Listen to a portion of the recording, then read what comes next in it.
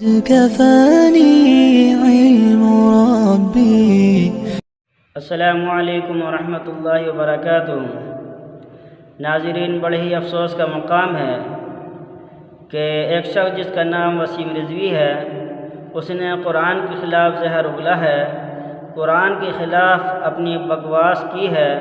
قرآن کے خلاف بول کر اس نے مسلمانوں کے دلوں کو تکلیف پہنچائی ہے، مسلمانوں کے دلوں کو مجروح کیا ہے، مسلمانوں کے زخموں پر نمک چھڑکا ہے۔ یہ ایسا کام ہے، اس سے پہلے دوسرے لوگ بھی کر چکے ہیں۔ میرے دوستو، کبھی نبی اکرم صلی اللہ علیہ وسلم کی شان میں گستاخی، کبھی اسلام کے بارے میں، کبھی قرآن کے بارے میں، اس طرح کے اور بھی فتنے آئے ہیں اور آتے رہیں گے جب تک یہ قرآن موجود رہے گا۔ لیکن ہر دور کے اندر قرآن کے محافظ نے، قرآن کی حفاظت کرنے والوں نے، قرآن کی نگرانی کرنے والوں نے اس کو اپنے سینے کے اندر بسایا، جس کی وجہ سے آج بھی یہ بچے کے سینے کے اندر محفوظ ہے۔ 5-6 سال کا بچہ اس قرآن کو اپنے سینے میں بسائے رکھتا ہے۔ میرے دوست، اس قرآن کو کوئی مٹا نہیں سکتا۔ جس کی ذمہ داری خود رب ذوالجلال نے لی ہو، اس کو کون مٹا سکتا ہے، اس کو کون ختم کر سکتا ہے؟ میرے دوستو، آج جس طرح قرآن میں تحریف کرنے کی کوششیں کی جا رہی ہیں، اگر اسی طرح کوششیں کی جاتی رہیں، اسلام پر انگلیاں اٹھائی جاتی رہیں، نبی اکرم صلی اللہ علیہ وسلم کی شان میں گستاخی کی جاتی رہیں، اور اللہ تعالیٰ نے ہم سے پوچھ لیا کہ میرے بندے، تیرے سامنے ایک ایسا شخص تھا جو میرے کلام کے اندر گستاخی کیا کرتا تھا، میرے کلام کو مٹانے کی کوشش کر رہا تھا، جو میرے کلام کے اندر تحریف کرنے کی کوشش کر رہا تھا، تو نے اس کے بدلے میں کیا رد عمل کیا؟ تو میرے دوست، اللہ تعالیٰ کو کیا جواب دیں گے؟ آج ہم دیکھیں کہ کتنے ہم کمزور ہو چکے ہیں، ایمانی اعتبار سے، جذباتی اعتبار سے، شوق کے اعتبار سے، مساجد اور مدارس کو آباد کرنے کے اعتبار سے آج ہم بہت کمزور ہو چکے ہیں۔ حضرت مولانا مفتی ابوالقاسم نعمانی صاحب نے خط کے اندر فرمایا،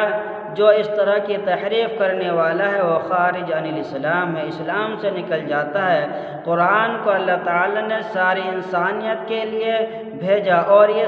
تمام انسانیت کے لیے ہدایت کا ذریعہ ہے اور نشان ہے۔ اسی کے ذریعے سے آدمی صحیح راستے پر چلتا ہے، اسی قرآن کے ذریعے سے اپنے بڑوں اور چھوٹوں کا ادب کرتا ہے، اسی قرآن کے ذریعے سے انسان اپنے رب کی معرفت حاصل کرتا ہے۔ حضرت مولانا مفتی ابوالقاسم صاحب نے فرمایا،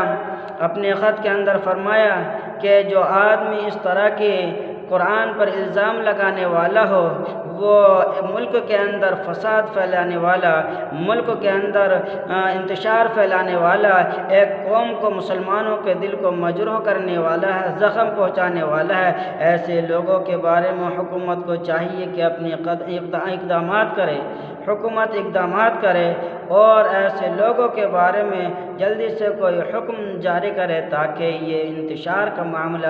یہیں دب جائے، آگے نہ بڑھے۔ اور حضرت نے فرمایا کہ مسلمانوں کو، امت مسلمہ کو چاہیے کہ اپنے دل و جان سے قرآن کی حفاظت کریں، دین کی حفاظت کریں، قرآن کو اپنے سینوں سے لگائیں، قرآن کی قدر کریں، اپنے گھر کے اندر بھی پڑھیں، دوسروں کو پڑھانے کی کوشش کریں۔ جتنا زیادہ ہو سکے ہم قرآن کی حفاظت اور نگرانی کریں، اتنی ہی زیادہ اللہ کی رحمتیں ہمارے اوپر نازل ہوں گی۔ میرے دوستو، ہر دور کے اندر اس طرح کے خبیث شیطان مردود آتے رہے ہیں اور قیامت تک آتے رہیں گے، اور ان سے چھٹکارا پانے کے لیے اللہ تعالیٰ نے اپنے اولیاء کرام، اللہ تعالیٰ نے اپنے نیک بندوں کو،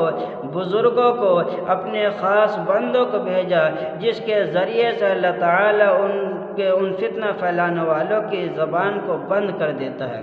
ان کا نام و نشان مٹ جاتا ہے، ان کا جو زبان چل رہی ہے وہ ختم ہو جاتی ہے۔ اور حضرت نے عدالت عظمیٰ سے درخواست کی کہ تمام عدالت عظمیٰ سے ہمیں یہ امید ہے کہ اس طرح کی جتنی بھی درخواستیں آئیں،